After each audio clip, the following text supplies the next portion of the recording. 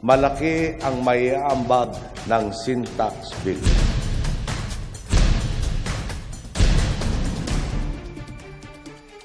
Mga Pilipinong makikinabang sa mga bagong klinika at ospital na mapopondohan at may papatayo.